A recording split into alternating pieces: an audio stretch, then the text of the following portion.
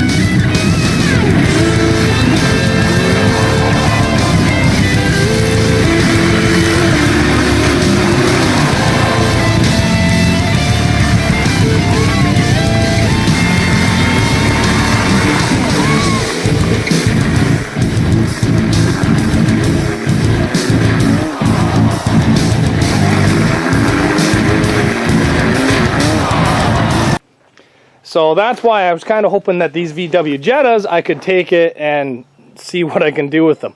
But this one here is a 2.5 gas, and this one here is a 2.0 diesel. So we're just going to be taking a couple parts off them, trying to make my money back for what I paid for them, but we'll see.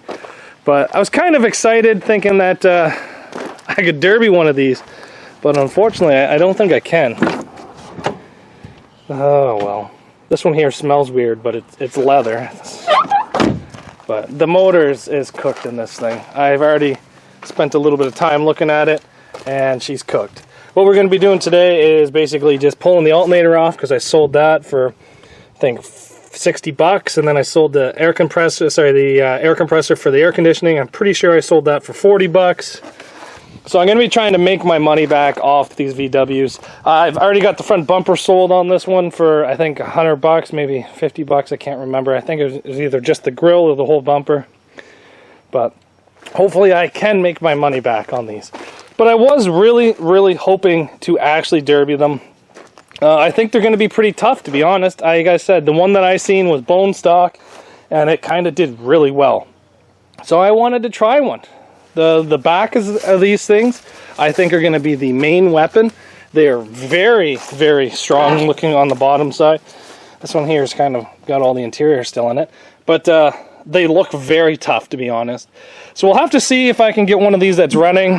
This is one of the cars that I kind of wanted to build for you guys to try something new. The 2005, 2004, whatever it was, 3 turbo diesel Jetta that we did last year actually held up pretty good.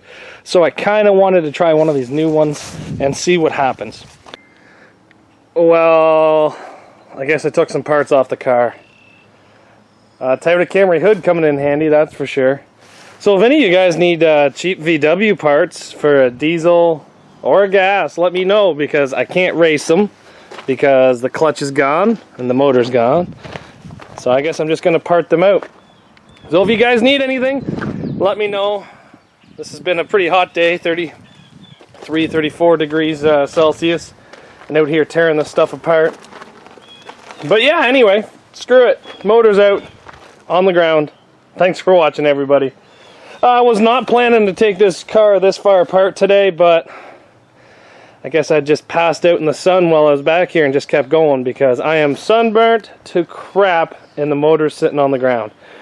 So maybe I'll try to find one of these that actually runs and drives and has a good clutch. Maybe I'll try to find an automatic. I don't know if they'd be a good derby car though. They only have like a wishbone back there and the frame's pretty small, but it looks pretty stout. As you can see, it's pretty thick. I don't know. I seen one of these rock a derby, so that's why I've been kind of wanting to buy one to see how she goes. But anyway, guys, if you've seen one of these inside the derby ring that's 2006 and newer, did it do good around you? Let me know. Leave a comment down below. And always trying to bring you guys different cars so I can build different things. So thanks for watching. See you guys back here tomorrow on Zach's Workshop. Oh yeah, the lawn tractor's definitely being used to pull this motor, don't you worry.